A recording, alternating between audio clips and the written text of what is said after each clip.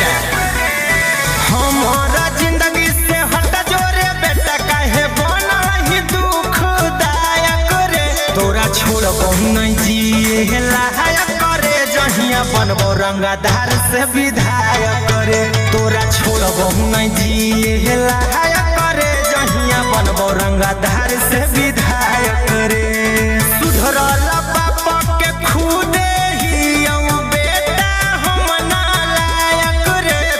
छोड़बो नहीं जिए लायक करे जहिया बनबो रंगदार से विधायक रे तोरा छोड़बो नहीं जिए लायक करे जहिया बनबो रंगदार से विधायक रे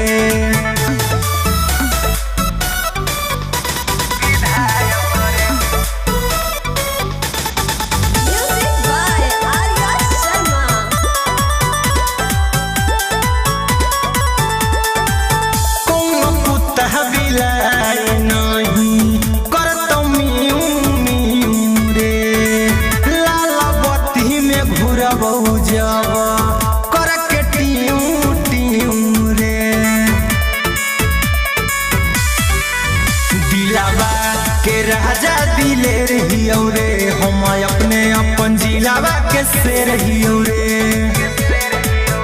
कौनो बापू न काम देतो कोई नहीं बनतो तोर सहायक रे तोरा छोड़बो नहीं जिए लायक करे जहिया बनबो रंगदार से विधायक रे तोरा छोड़बो नहीं जिए लायक करे जहिया बनबो रंगदार से विधायक रे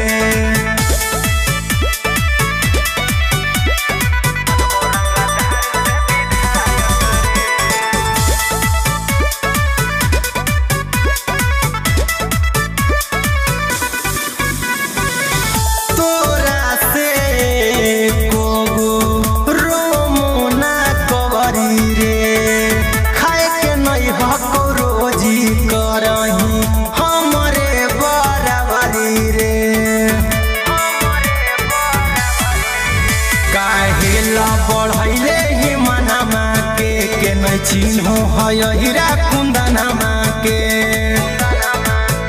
अरे घूम जइतो मती त कर देबो अति हम बन जइबो खलनायक रे तोरा छोड़बो नहीं जिए लायक करे जहिया बनबो रंगदार से विधायक रे तोरा छोड़बो नहीं जिए लायक